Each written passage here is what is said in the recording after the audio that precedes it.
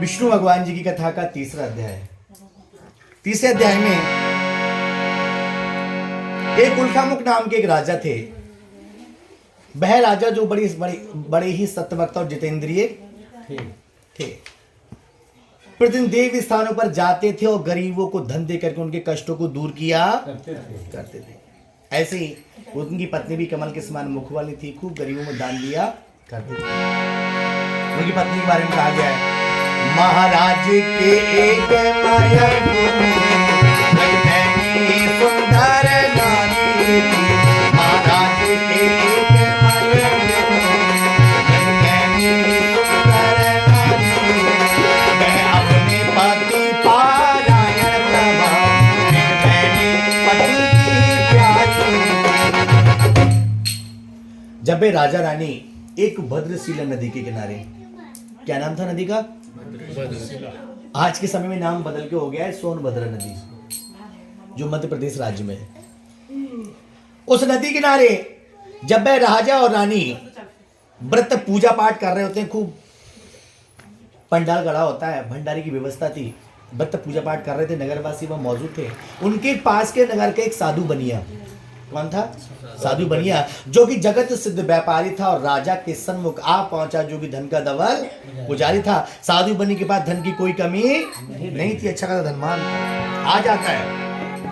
राजा साहब पूजा पाठ कर रहे होते हैं, बनिया देखता है कि यहाँ क्या हो रहा है, जाता है, राजन पूजन कर रहे और पूछता है कि कहिए महाराज कृपा करके तुम किसका पूजन करते हो, तुम ये किसका किसका पूजन करते हो, किसके आनंद में आकर के, किसके आनंद में आनंद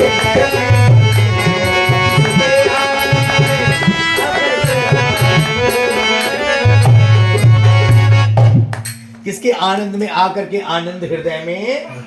अभी क्या कर रहे हैं? महाराज कहते हैं कि हे साधु बनिया, ये हम सत्यनारायण भगवान जी का पूजन कर रहे हैं। सत्य ही नारायण है, सत्य ही ईश्वर है। सत्य व्रत का पालन कर रहे हैं, सत्य व्रत कथा कर रहे हैं।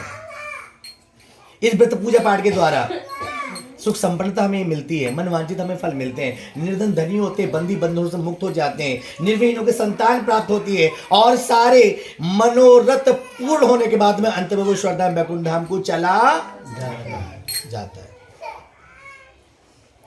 वही बनिया सुनकर के बड़ा प्रसन्न होता है, कहता है कि हे महाराज, ये सुनकर के बड़ा आनंद आया, पर मेरे घर पर एक सबसे बड़ी चीज की कमी है, मेरे घर पर कोई संतान नहीं है। यदि आपके बताए, यदि मेरे घर पर लड़के के बजाय यदि लड़की भी जन्म ले लेगी तो मैं अपने घर पर भगवान सत्यनारायण जी की पूजा बड़े खूब धूमधाम से करवाऊंगा। मैं आज ऐसा संकल्प लेता हूं। राजा साहब ने संकल्प दिलाया और संकल्प लेकर के अपने घर को वापस आए, प्रसाद को लेकर के आए।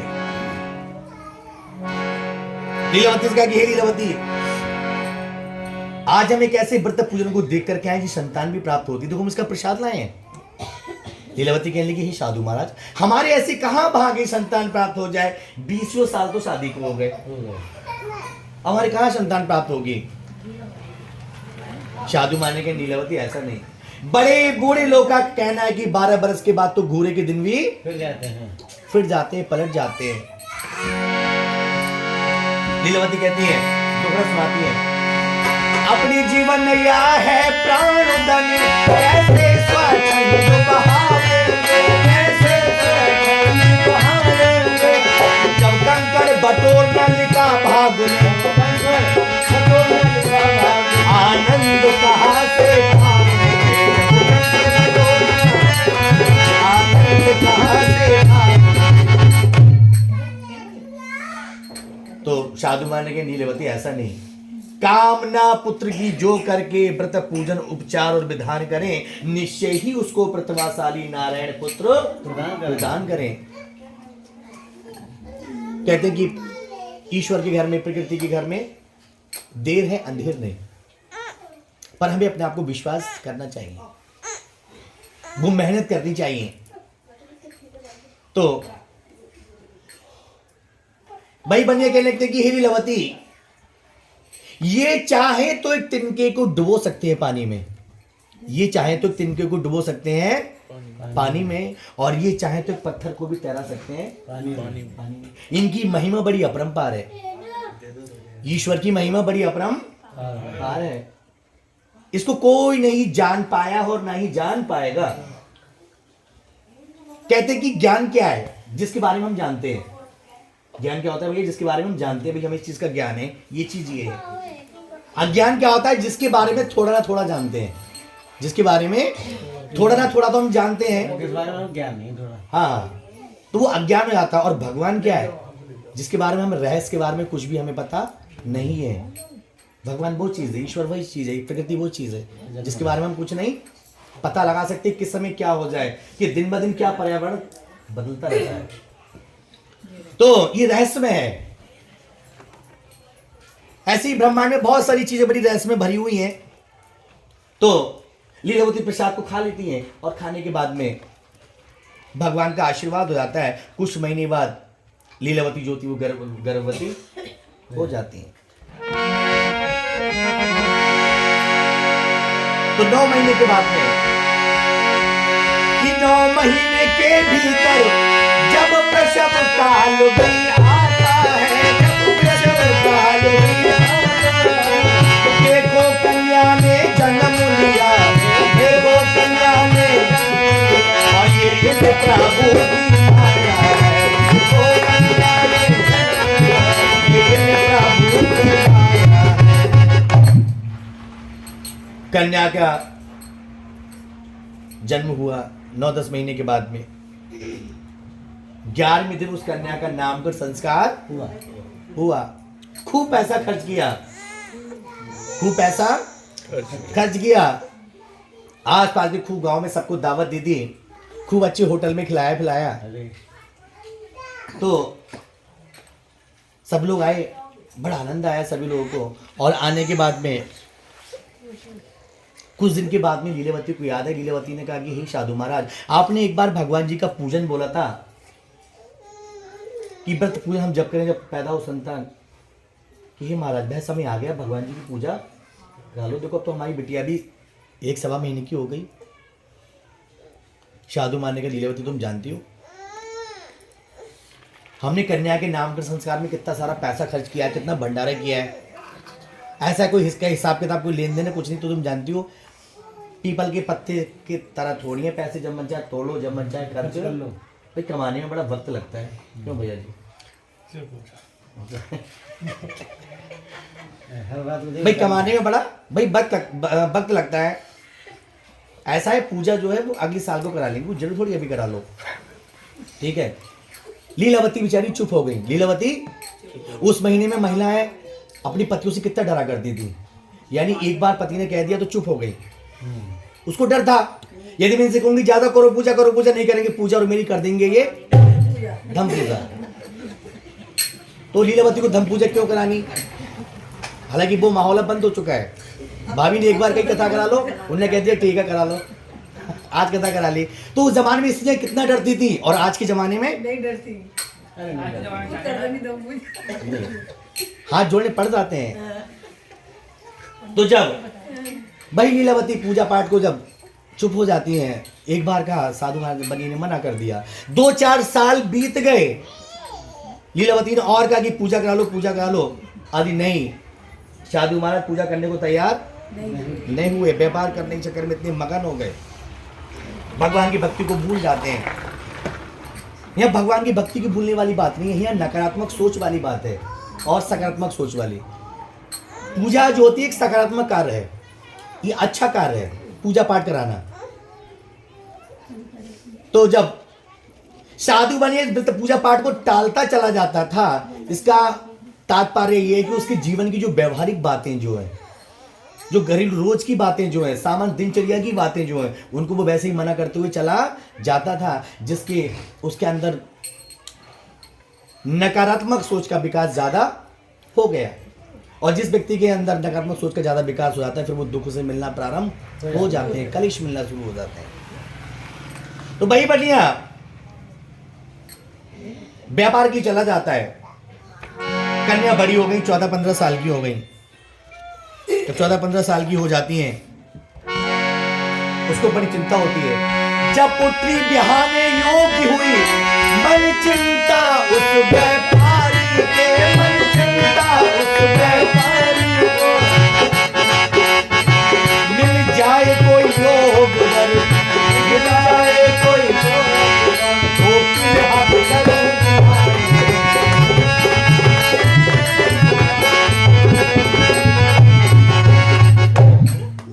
मिल जाए कोई योग्य वर तो पीले हाथ करूं कुमारी के। एक अच्छी वर की तलाश करके ढूंढ ढांड करके उस कन्या का विवाह उस वर के साथ में कर दिया जाता है। जब विवाह संस्कार कर दिया जाता है तो विवाह के बाद भी वो उस व्रत पूजन को करना भूल ही बैठे हुए थे। जब व्रत पूजा पाठ को उन्होंने नहीं किया, ना करने के बाद में अकेली कन्या थी, अकेली कन्या थी। जमाई साहब को घर पर ही रख लिया। वही दोनों बनिया बेचने लगते हैं हींग मिर्च और धनिया। व्यापार शुरू।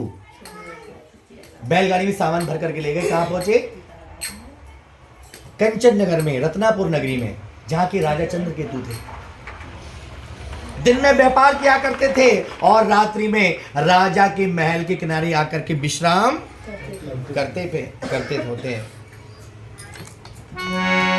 है दोनों राजा चंद्रकेतु के सुविशाल नगर में जाते हैं, सुविशाल नगर में जाते हैं। और नाव किनारे लगा स्वयं, और नाव किनारे और मन ही मन हर्षाते हैं।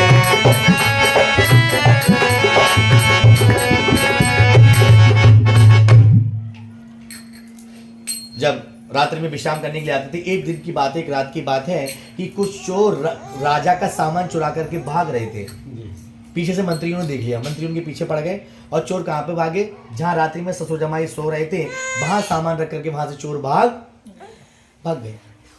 पीछे से आकर के मंत्रियों ने चोर समझ करके उन दोनों बनियों को पकड़ लिया। जब पकड़ लिया, जब पकड़ लिया, पकड़ करके राजा के दरबार में ले आए। कहा कि हे राजन, ये तो चोर हम पकड़ करके लाए, इन्होंने आपका सामान चुराया है, इन्होंने आपका सामान चुराया, धन चुराया है। आप हमें आज्ञा दें, हम इनको जेल में डाल दें और इनको अधिक से अधिक दंड प्रदान करें। राजा कहने लगे, भाई दोनों बनिए लोग हाथ जोड़ करके निवेदन करते हैं कि हे राजन, हम तो व्यापारी आपके नगर में व्यापार करने के लिए आए थे और हम वहां विश्राम कर रहे थे। हमें नहीं पता आपका धन, हमारा सामान आपके पास, हमारे पास कहां से आया। हमने आपका धन सामान नहीं चुराया है, हमें छोड़ दो। पर मंत्री लोग कहने लगे, हे राजन, ये दिन के तो व्यापारी हैं, ये दिन के तो व्यापारी हैं, परंतु रात के चोर बड़े ही भारी हैं और आपकी आंखों में धूल झोंक कर सारी संपदा ले जाएं तुम्हारी है। क्योंकि राजा ने कहा कि छोड़ दो, तब मंत्रियों को कहना पड़ा। तो मंत्री लोग कहने लगे, हे राजन, एक तो मुर्गी की जान गई और मियाँ को, हे राजन आपका धन चुराया, आप ही कह रहे हैं छोड़ दो। बोले कि जैसी आपकी मर्जी, आपने छोड़ो क्या बंदी गृह में डालो।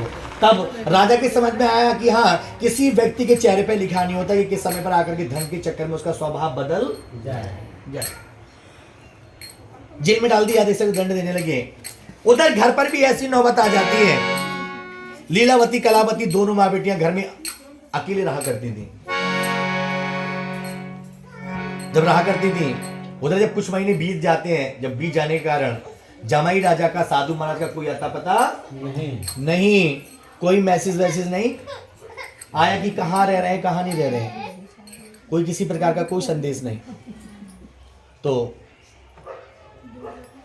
दोनों माँ बेटियां अकेला रहा करती थी। एक रोज चोरों ने मौका पा करके उनके घर में चोर घुस गए सारे, दोनों माँ बेटियों को बांध करके डाल गए। घर में जो भी बर्तन वस्त्र जेवर आदि था सब चोर चुरा के ले गए। कि भाई इधर जेल में पड़े हुए घर में नौबत ऐसी आई, घर में नौबत ऐसी आई। और जेवर बर्तन की कौन कहेगी, जेवर बर्तन की सब धन लेते हैं।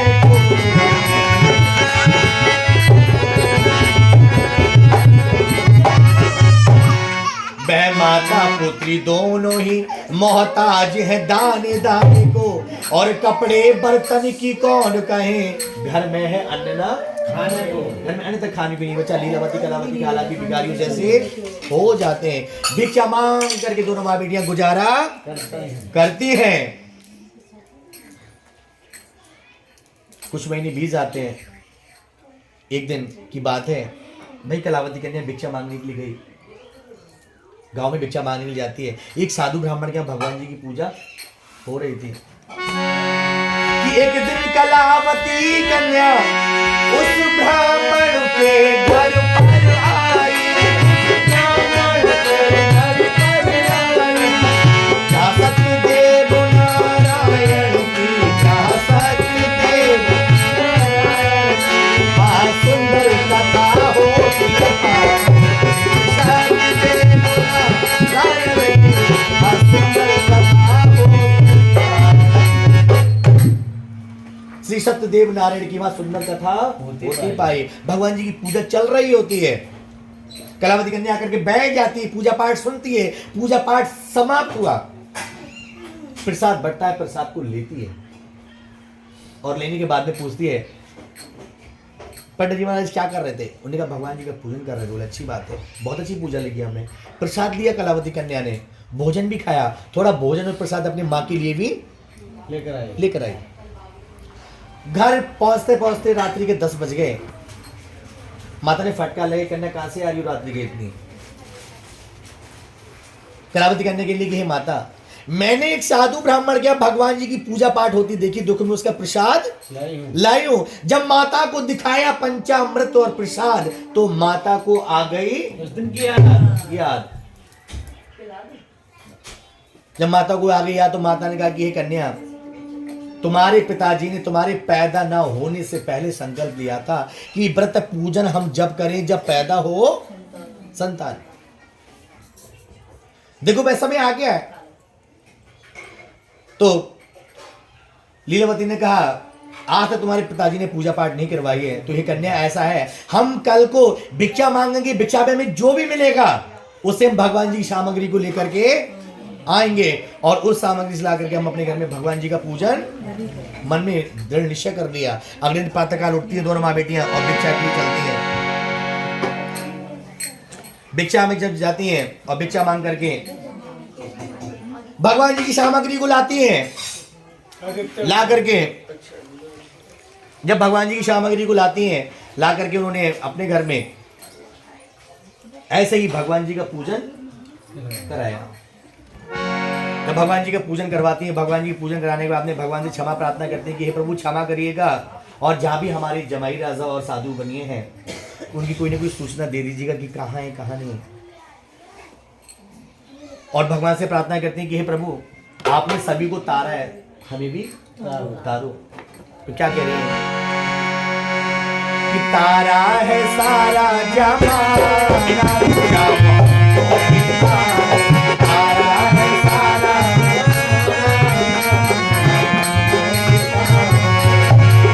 हमको भी तारो श्याम, सबको तारो, हम सबको तारो, सब भक्तों तारो। तारा है सारा जमाना,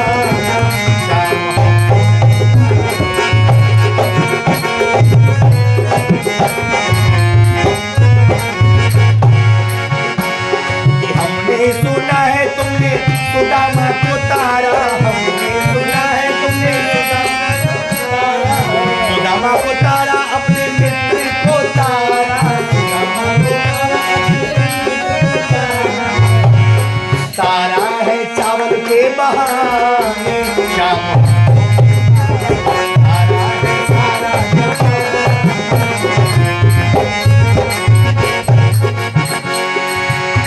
कि हमने सुना है तुमने शबरी को तारा, हमने सुना है शबरी को तारा, श्याम भक्तन को तारा, शबरी को तारा, श्याम भक्तन को तारा है बेर के बहाने, श्याम हमको भी तारो, तारा है बेर के बहाने, श्याम हमको भी तारो। तो भाई दोनों माँ बेटियां भगवान जी से अरदास करती हैं। भगवान प्रसन्न हो जाते हैं। प्रसन्न हुए त्रिलोक धनी आनंद स्वभाव जन सुखदाई। सारी बातों को भूल गए जब आरत दशा दया आई। जब आप किसी से क्षमा मांगते हो उस समय सब कुछ आपका बिल्कुल तो ठीक हो जाता है, एक सॉरी बोलने में। तो भगवान से क्षमा प्रार्थना मांगती हैं और क्षमा प्रार्थना मांगने के बाद में उसी राजा चंद्रकेतु को रात्रि में स्वप्न में दर्शन हुए, जैसे कोई दंडी बाबा जी उनसे कह रहे हो कि हे राजन, तुम्हारे धन को चुराने वाले सच्चे चोर तो कोई और थे, ये व्यापारी इनको प्रातःकाल होती छोड़ देना। भाई राजा प्रातःकाल होती सभा में ये तय हुआ कि उनको छोड़ दिया। जितना धन उनके पास है उससे दुगना तिगुना धन सामान देकर उनको वहां से विदा कर दिया। और वही दोनों बनिए लोग अपने घर को चलने के लिए तैयार हो गए। जान बची तो लाखों पाए लौट के बुद्धू। ऋषि मुनि बोले कि साथ बोलो मेरी सभी बातों बोलो। क्या बोले? तीसरा अध्याय समाप्त हुआ। तीसरा अध्याय समाप्त हुआ। फिर सत्यदेव की जय।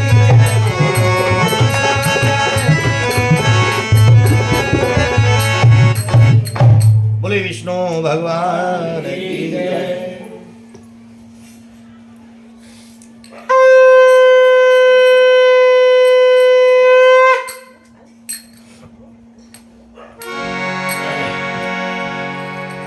विष्णु भगवान जी की कथा का चौथा अध्याय में जब भी दोनों बनिए लोग अपने घर को चलने के लिए तैयार हो गए, राजा ने खूब सारा दान दिया। यात्रा करते करते 2-4 दिन में अपने नगर के समीप आ गए। उनके नगर से पहले भाई भद्रशिला नदी पड़ती थी। नाव पर सामान रख दिया, यात्रा प्रारंभ करने वाले थे। इतने में दंडी जी आ जाते हैं, पूछते हैं कि हे बनिया, तुम्हारी नाम में क्या कुछ दान दक्षिणा हमें दे दो। भगवान बोले हे साधु, क्या भरा तुम्हारी नमिका में, क्या भरा तुम्हारी नमिका में। साधु बोला हे भगवान, साधु बोला हे भगवान, अल्लाह पता मेरी नमिका में। साधु बोला हे भगवान, मेरी नाव में तो लता पत्रा घास फूस वगैरह भरी हुई है, यदि आपको उसकी आवश्यकता हो तो ले लो। भगवान जी को बड़ा गुस्सा आया, झूठ बोल गए। कितना झूठ बोल रहा है। एक तो राजा ने इसको बहुत सारा सामान दिया है दान में, हमसे कह रहा है कि हमारे नाम में घास फूस भरा हुआ है। तो भगवान ने कहा कि तेरा बचन सत्य नौ हंस कर मेरा अपमान किया। तेरा बचन सत्य नौ हंस कर मेरा हो जाएगा अब में लता पत्रा, ये कह करके प्रस्थान किया। हो जाएगा अब में लता पत्रा, ये कह करके प्रस्थान। कुछ दूर पर जाकर अधिकारी बैठ जाते हैं। भगवान ने उसकी नजरों को ऐसा बांध दिया, सबके सब उन्हें घास फूस जैसा दिखने लगा। तो साधु बनिया मूर्छित होकर के नाव में गिर जाते। तब उनके दामाद जी कहते कि हे पिताश्री, आप शोक ना करें, ये दंडी जी का श्राप लगता है, हमारी यही समझ में आता है। तो दंडी बाबू नदी किनारे बैठे हुए हैं। दोनों ससुर जमाई भाग करके उनके पैरों में गिर जाते हैं, क्षमा याचना करते कि हे दंडी बाबा जी, हमें क्षमा करिएगा और पहले के समान हमारी नाव में दोबारा धन सामान को दीजिएगा। हमने आपसे झूठ कहा, सॉरी भगवान। फिर सॉरी, हाँ, क्षमा मांगते हैं। भगवान ने कहा कि हे साधु बनिया, तुमने एक बार संकल्प लिया था नहीं लिया था कि व्रत पूजन हम जब करें जब पैदा हो संतान। क्या बनिए भूल गए ना धन? जब इतनी बात कही तो बनिए सोचने लगा ये बात तो मुझे और मेरी पत्नी को पता थी, राजा साहब ने मुझे संकल्प दिलाया, इन दोनों को कहां से मालूम? यानी दाल में कुछ बागेश्वर वाले हैं। उनके पैरों में गिर जाते, रोने लगते हैं कि हे नंदी बाबा जी, हमें क्षमा करो और पहले के समान हमारी नाव में धन को भर दो। हमने आपसे झूठ कहा, हमने आपसे असत्य कहा, हम घर पहुंच करके व्रत पूजन को अवश्य ही करवाएंगे। हाँ, तो जब नाव पर आए तो नाव दोबारा धन से परिपूर्ण हो जाती है। अब भाई बनिया भगवान जी का गुणगान करना प्रारंभ करता है, वहां से गुणगान प्रारंभ करता है भाई साधु बनिया। तो किस प्रकार से नाव नाव से यात्रा प्रारंभ कर रहा है, नदी को उस पार पहुंच रहा है भगवान जी गुणगान करते हुए। श्रीमन नारायण नारायण नारायण, सब जाइए। नारायण नारायण, श्रीमन नारायण नारायण नारायण, श्रीमन नारायण नारायण नारायण, जय जय नारायण नारायण नारायण, भगवान नारायण नारायण। और कहीं है छाया, कहीं धूप और कहीं है छाया, हे प्रभु सब तेरी माया, हे प्रभु श्रीमन नारायण नारायण नारायण,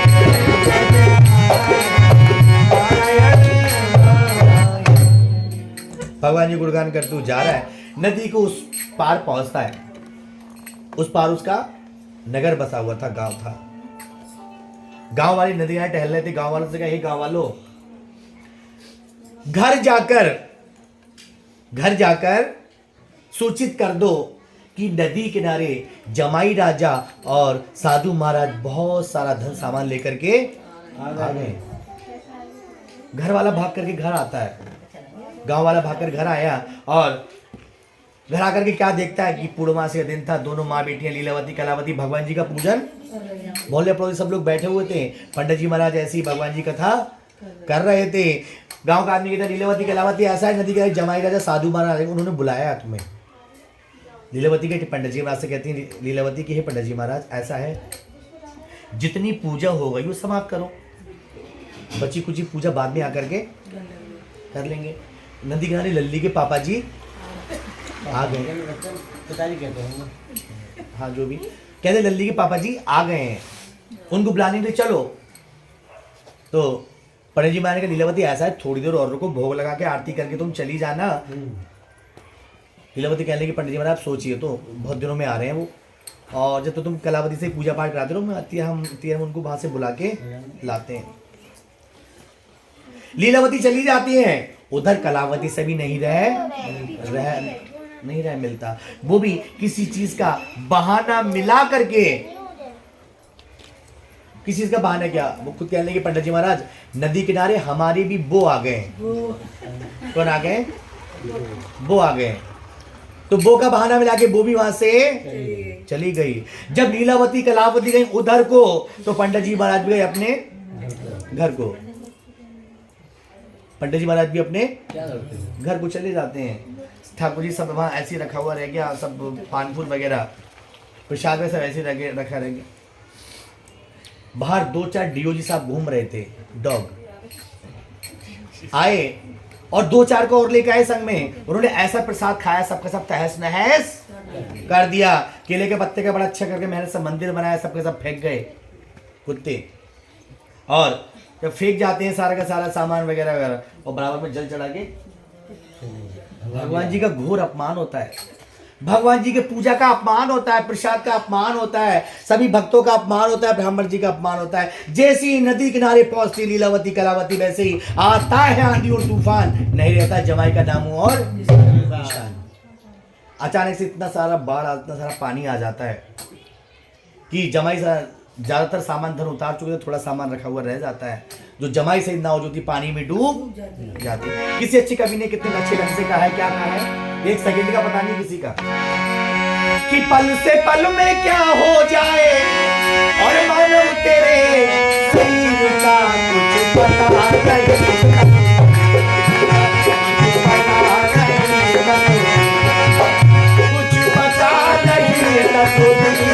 का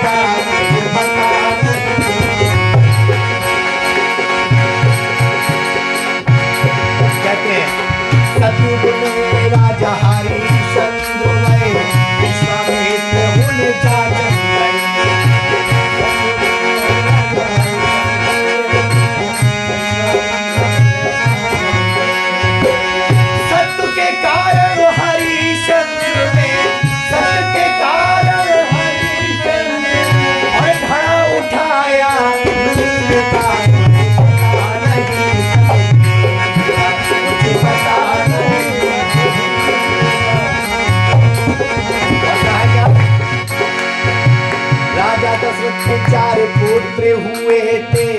दो पुत्र आज्ञा वन को गए।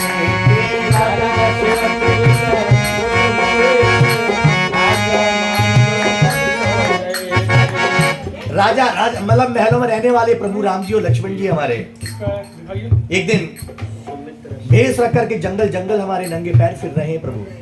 तो कहा गया है राजा दशरथ के 4 पुत्र हुए थे, पिता आज्ञा 2 वन को गए। वन में जाके सबने देखा, और वन में जाके सबने देखा बानर के फकीर का पता नहीं, और कुछ पता नहीं,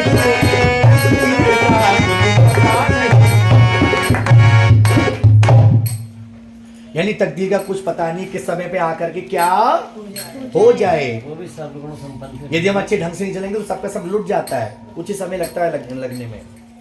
और ये प्रभु ये चाहे तो हमें छप्पर फाड़ के देते हैं, प्रभु चाहे तो छप्पर फाड़ के देते हैं, और जब लेने पे आ जाए तो हाँ, तो मेरी अजीब महिमा है। तो इसलिए बड़ा जीवन में बड़ा सोच समझ के हमें चलना पड़ता है। एक एक पैर फूक फूक के रखना पड़ता है इंसान को, और रखना भी चाहिए, बहुत सोच समझ के चलना चाहिए सभी के लिए। इतना सुन करके ना तो डूबी पहले से है। तो जब जमाई राजा का कोई अता पता नहीं, उधर मल्लाहों के द्वारा ढूंढवाना प्रारंभ करवा दिया, उधर कलावती कन्या अपने आप को सती होने के लिए तैयार हो जाती है, जल समाधि लेने के लिए तैयार हो गई, गले गले पानी में आ गई। भगवान से एक बार प्रार्थना और करती कि हे प्रभु तुझ में है शक्ति और मुझ में भक्ति, तो सुन लो मेरी आखिरी विनती। जब ऐसा कहा, पंडित जी महाराज जो घर पर पूजा पाठ कराए थे उनको भी पता चला ऐसा हादसा हो गया नदी किनारे। भाग करके वो भी नदी किनारे आते हैं, और आ करके कलावती कन्या को रोका कि कलावती कन्या रुको, अगला पैर पानी में मत बढ़ाना, क्योंकि तुमने भगवान का अपमान नहीं, तुम भगवान का अपमान करती तब भी वो सहन कर लेते। तुमने उनके प्रसाद का अपमान किया है, तुमने उनके भक्तों का अपमान किया है, तुमने ब्राह्मण जी का अपमान किया है। यदि घर जा करके दोबारा व्रत पूजा पाठ को कराओगी तो हो सकता है तुम अपने पति को पाओगी, अदरवाइज नहीं। कलावती कन्या भाग करके घर आती है, घर आकर के दोबारा उसने साफ सफाई की, भगवान जी की पूजन की तैयारी ही कर रही थी। इतनी देर में सूचना मिल जाती है कि जमाई राजा की नाव, जमाई राजा तो नदी किनारे 1-1.5 किलोमीटर आकर के जाके ढूंढ लिया जाता है, मिल जाते हैं। तो भाई कलावती कन्या भगवान से प्रार्थना करती है कि हे प्रभु कि तुम ही हो माता पिता, तुम ही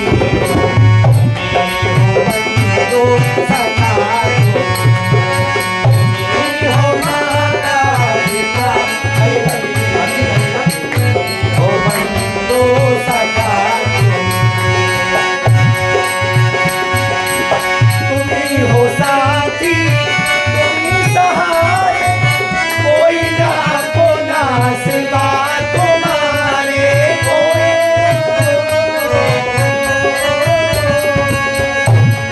और तुम ही हो नैया, तुम ही खेवैया, तुम ही हो नैया, तुम ही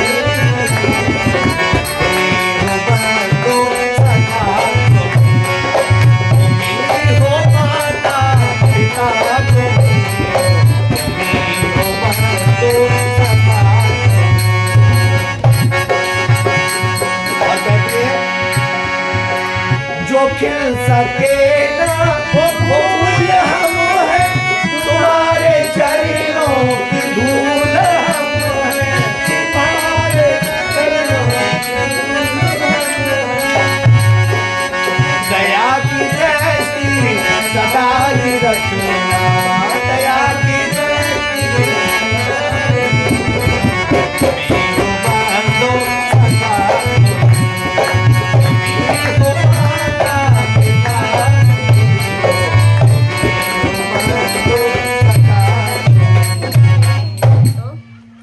तो वही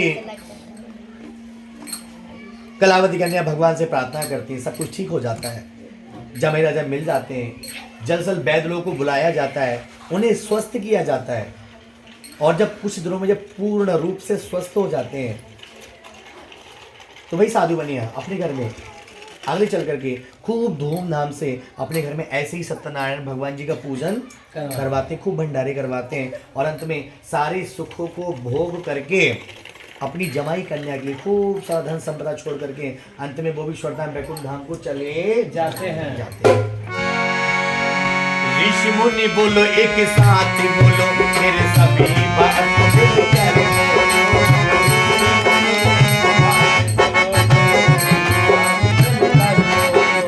चौथा अध्याय समाप्त हुआ, चौथा अध्याय समाप्त हुआ, मेरे सत्यदेव की जय। चौथा अध्याय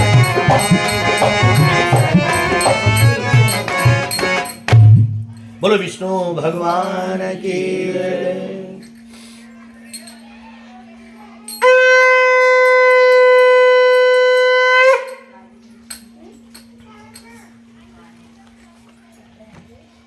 विष्णु भगवान जी की कथा का पांचवा और अंतिम ना पानी नहीं, वो तो सही है सब गला बैठ जाएगा एकदम से। जब पांचवें अध्याय में ऋषि मुनि कहते हैं कि हे सूत महाराज हमें ये बतलाइएगा कि किसने भगवान जी के प्रसाद को त्यागा और किसने लिया। तो सूत महाराज बतला रहे हैं, तो सुनो। एक लीन तंध्वज नाम के एक राजा थे, बड़े अभिमानी राजा थे। कैसे थे? बड़े अभिमानी राजा थे, बड़ी जाति बात का बड़ा भेदभाव किया करते थे। पता नहीं क्या सोचते थे, क्या करते थे, अजीब से थे। पप्पू थे बना हुए राहुल भाई। तो वे राजा बड़े अजीब राजा थे, जाति बात का बड़ा भेदभाव किया करते थे। एक वो जब जंगल में शिकार खेलने के लिए निकलते, क्या निकलते हैं? शिकार खेलने के लिए।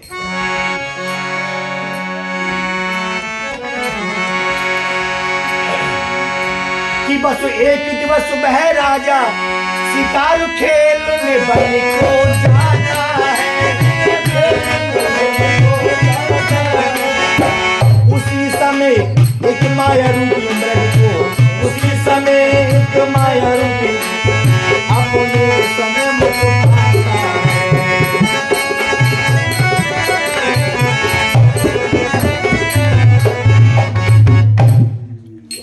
जब हिरन दिखाई दिया, हिरन का शिकार करने लगता है। माया रूपी हिरन था अंदर जंगल में ले जाता है। जब अंदर जंगल में ले जाता है, राजा अपने मंत्रियों से भी बिछड़ गए। राजा बेचारे अकेले रह जाते हैं और एक पेड़ के नीचे अपने मंत्रियों का इंतजार करते हैं। उन्होंने क्या देखा? एक बार भूत प्रेत एक राक्षस आकर के वहां खड़ा। भाई राक्षस कहता है कि आज मैं कितने दूर से भूखा हूं, आज एक घोड़ा एक आदमी भेजन को खा करके मेरा कितना सारा पेट भर जाएगा। बड़ा चक्कर में पड़ जाता है। राजा बेचारा सोचने लगा, आए तो नमाज पढ़ने थे और रोजा गले पड़ गए, ये बिना खाई नहीं छोड़ेगा। इन्होंने कहा प्रेत दोस्त हम तो ऐसे हैं जैसे कि ऊंट के मुंह में जीरा। हम कई गांव के राजा हैं, आप हम आपके भोजन का प्रबंध कर देंगे। तो राक्षस ने कहा अच्छा ठीक है, तो सुनो ये देखो किसी चीज की आवाज आ रही है, वहां देख कर क्या हो रहा है, और तुरंत आगे मुझे सूचित करो, घोड़े ही छोड़ के जाओ। जब वहां जाता है तो क्या देखता है? उस पीपल के पेड़ के नीचे कुछ ग्वाले भगवान जी का पूजन कर रहे थे। पंडित जी महाराज पूजा पाठ करा रहे थे। पूजा पाठ समाप्त हुई, प्रसाद बंटता है, और प्रसाद लेकर के पंडित जी महाराज ने कहा देखो ग्वाले भैया आज हमारे वन में राजा साहब आए, उनके प्रसाद दे आओ। कि वहां बैठे सभी ग्वाल वृंद प्रसाद राजा के पास लाए, प्रसाद राजा के पास लाए। और हरियल पत्तों के दोनों में, हरियल पत्तों के और पंचामृत भर कर लाए, हरियल पत्तों के दोनों में पंचामृत भर कर लाए। जब ग्वाले पंचामृत और कसार भर करके लाते हैं, क्योंकि राजन ये प्रसाद है, अभी हमने भगवान जी का पूजन किया है। अब राजा को आता है गुस्सा, इतने मंत्री वगैरह सब लोग इकट्ठे हो गए। राजा को आया गुस्सा, राजा कहने लगा पता नहीं किसकी जाति के लोग कहाँ से प्रसाद हैं, चलो भागो यहाँ से। डांट फटकार लगा दी, उनके हाथों से प्रसाद को नहीं लिया, नहीं खाया, और डांट फटकार लगा दी। डांट फटकार के मारे इतनी डांट फटकार लगाई कि ग्वाले भी सब छोड़ छाड़ के वो भी वहां से भाग गए कि राजा भी की जेल में न डाल दें। और उधर राजा भी अपने नगर को अपने मंदिर से लौट आया। राक्षस को काफी देर हो गई, आवाज लगाता है राजा दोस्त, राजा दोस्त। तो राजा दोस्त का कोई भी नामो निशान। भाई प्रेत कहता है कि हे राजा, पहले मैं कुछ खाऊं फिर तेरा पता तूने मेरे साथ दगा किया है। हे राजा, तू तीनों लोगों में छिपा होगा तब भी तुम उसे नहीं छिपो पाएगा। हे राजा, मैं तेरा बजा दूंगा बैंड और बाजा। उसकी दृष्टि कहाँ पड़ती है? जो बड़ी बड़ी थाल में ग्वाले लोग प्रसाद छोड़ करके चले गए थे। जब प्रेत की वो नजर में आता है कि क्या क्या रखा हुआ है, तो बड़े बड़े भगोने में पंचामृत का सार भरा हुआ था। भाई उसने खाना शुरू कर दिया, इतना खाया, उसका पेट अंत में फट जाता है और वो अपने प्रेत योनि को त्याग करके स्वर्गधाम, बैकुंठ धाम को, मोक्ष धाम को चला तो मोक्ष मिली उसे। मुक्ति मिल जाती जल्दी, मरने के बाद मुक्ति मिल जाती है। तो भाई राजा जब अपने नगर को लौट करके आता है तो उसने क्या देखा? उसके राज पर जितने 2-4 घंटे वो शिकार खेलने के लिए गया, उसी बीच में दूसरे राज के राजा बिना सूचना दिए आक्रमण करने के लिए वहां आ गए और आकर के वहां उनके सब धन संपदा नष्ट करके वहां से चले। कई सारे पुत्र, कई सारे मंत्री घायल हो गए। तो राजा बड़े संकट में पड़ जाता है कि सहसा राजा को ज्ञान हुआ और ये सत्य देव की माया है, ये सत्य देव मैं ही का भ्रम में पड़ा हुआ, मैं ही का भ्रम में, और उसने ही मुझे सताया।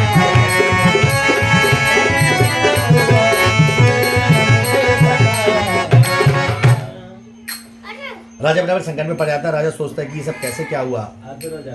वो सब उसकी समझ में आया कि आज हमने वन में ग्वालों का अपमान किया, ब्राह्मण जी का अपमान किया, वहां प्रसाद नहीं लिया, प्रसाद हमने त्याग दिया।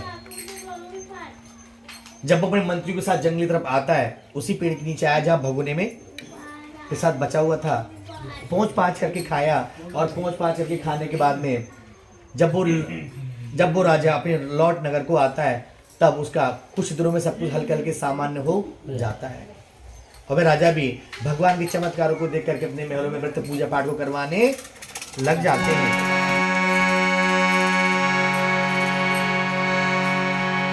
तो मैं राजा भी अंत में सारे सुखों को भोग करके, वो भी अपने संतानों के लिए खूब सारा धन संपदा छोड़ करके स्वर्गधाम बैकुंठ धाम को चले जाते हैं। ऋषि मुनि कहते हैं, हे सूजी महाराज, हमें ये और बतलाइएगा ये लोग अगले जन्मों में कौन हुए?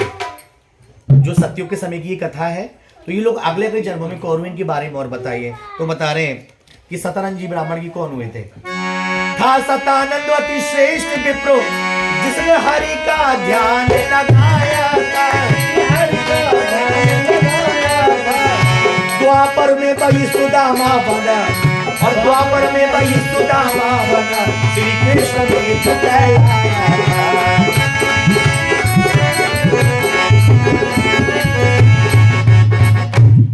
द्वापर युग में जाकर के कौन हुए सतानंद जी? सुदामा जी हुए, कृष्ण भगवान जी के मित्र हुए। लकड़हारा, लकड़हारा कौन होता है? भीलों के राजा निषाद राजी होते हैं त्रेता युग में जाकर के। और उल्कामुख नाम के राजा, इनको स्वयं पिता बनने का अवसर प्राप्त हुआ, यानी राजा दशरथ जी हुए। जिन जिन लोगों ने ज्यादा से ज्यादा व्रत पूजा पाठ को किया, वो लोग अपने क्षेत्र के प्रसिद्ध व्यक्ति के रूप में हुए।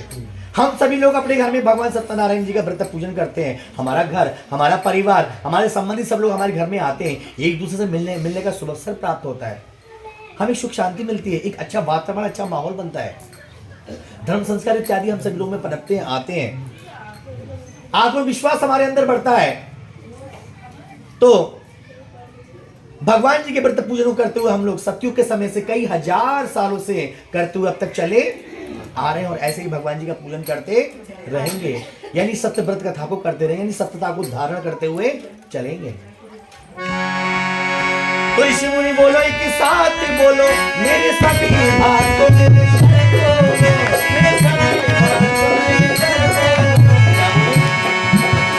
पांचों अध्याय समाप्त हुए, पांचों अध्याय, और श्री सत्यदेव पांचों अध्याय समाप्त हुए, सत्यदेव के मंगल भवन अमंगल